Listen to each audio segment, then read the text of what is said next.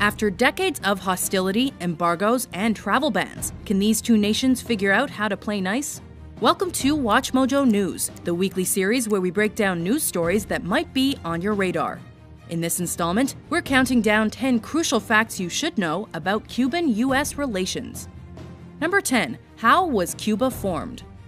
The island of Cuba was colonized by Spain shortly after Christopher Columbus reached the Americas and remained a Spanish colony until after 1898's Spanish-American War. That war was in turn caused by the Americans' decision to intervene in the Cuban War of Independence, which began in 1895, thanks in large part to the shadowy sinking of the USS Maine Navy ship near Havana, and fantastical propaganda and yellow journalism put forth by newsmen like Joseph Pulitzer and William Randolph Hearst. Ultimately, Spain initiated the peace process when it was clear they were to be defeated, and on December 10, 1898, the US and Spain each signed the Treaty of Paris. This agreement gave the Americans control of Puerto Rico, Guam, and the Philippine Islands indefinitely, and of Cuba temporarily. By 1902, Cuba was ready to administer itself, and control was passed to a native government. Number 9. How did the current Cuban government come to power? After leading a revolt in 1933 to remove the established government, Fulgencio Batista himself came to power as president of Cuba, backed by the Democratic Socialist Coalition. Known for his progressive policies, he remained in the post for 4 years. In 1952, he decided again to run for the presidency and, facing the prospect of defeat, staged a military coup, which allowed his return to power. Over the next 7 years, Batista ignored his previously reformist policies and instead became a de facto dictator, seeking to amass personal wealth, allowing organized crime to flourish, and transforming the country into a police state that saw the execution of an estimated 20,000 people over his tenure. Shortly after Batista seized power, young rebels like Fidel Castro and his brother Raúl initiated a plan to overthrow him, eventually gaining the support of Ernesto Che Guevara. While their plans during the Cuban Revolution failed, at the end of 1958, the United States told Batista they could no longer support him and suggested he flee the country, which he did. Fidel Castro then took over as prime minister, installing his own man as president. Number 8. What is the political party of Cuba? Fidel Castro has been a huge part of Cuban politics since he helped oust Batista in 1959. His legacy as a politician and revolutionary is firmly entrenched in Cuban history, as he's taken on many positions in the almost 50 years he served in office, acting as prime minister from 1959 to 1976 and as president from 1976 till 2008. He's known for converting Cuba into the first communist state in the West.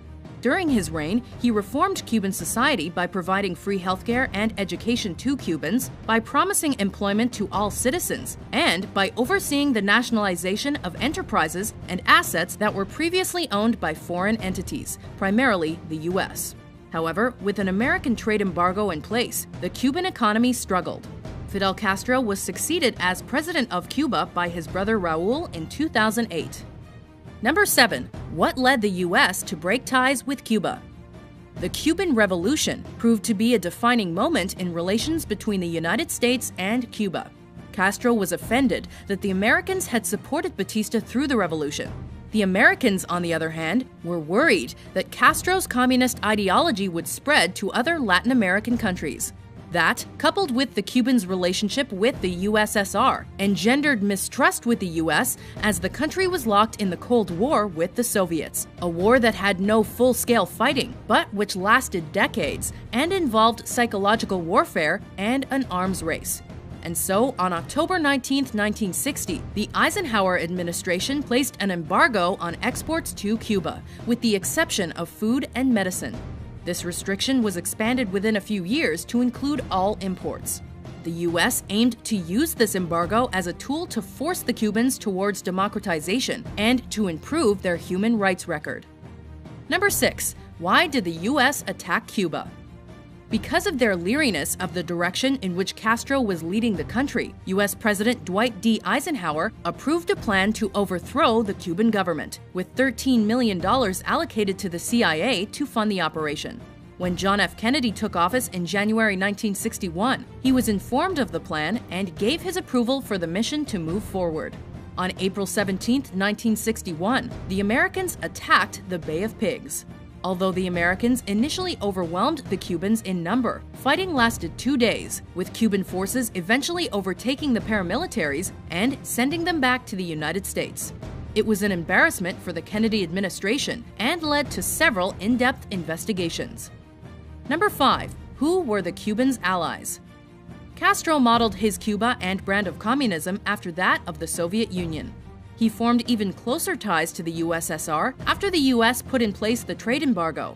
Instead of facing economic ruin, Cuba forged trade ties with the Soviets. In addition, both Castro and Soviet leader Nikita Khrushchev feared that the US would invade Cuba after their failed attempt at the Bay of Pigs. That, coupled with the fact that the Americans had placed ballistic missiles in both Italy and Turkey, led to the Cuban Missile Crisis, which began on October 14, 1962. The Soviets deployed nuclear weapons to Cuba to deter the Americans from invading. The closest the Cold War ever came to escalating to all-out nuclear war, this conflict forced discussions between Kennedy and Khrushchev throughout October. Finally, an agreement was reached wherein the Soviets and the US would each dismantle their weapons, and the Americans would agree never to invade Cuba without incitement. Number 4. What is Cuba's current state?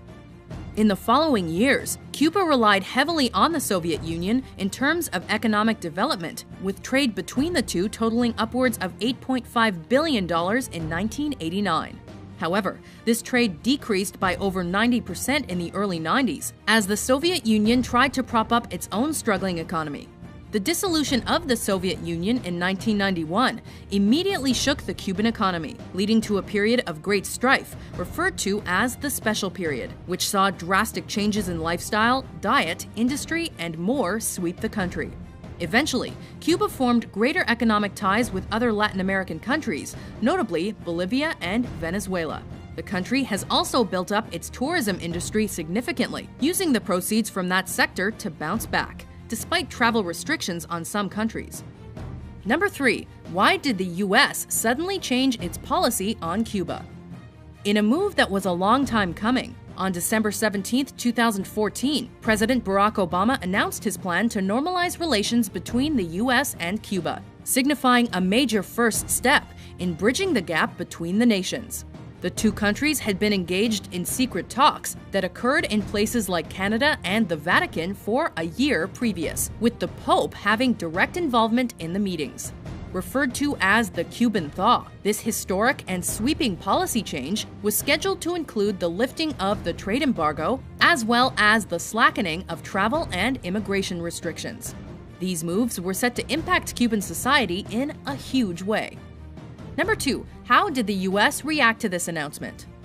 The White House announcement led to a quick division in opinions between the two major political parties in the United States, the Republicans and the Democrats. The more vocal opinions were drawn from 2016 U.S. presidential contenders who viewed the subject as a potential platform upon which they could base their campaigns.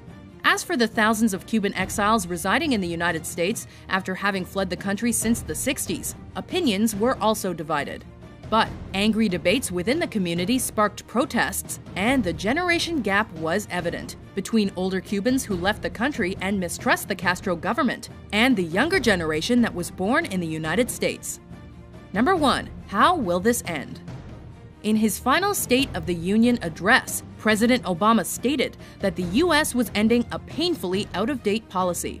The two countries then embarked on a series of high-level discussions in an effort to advance towards reciprocal trade and travel agreements.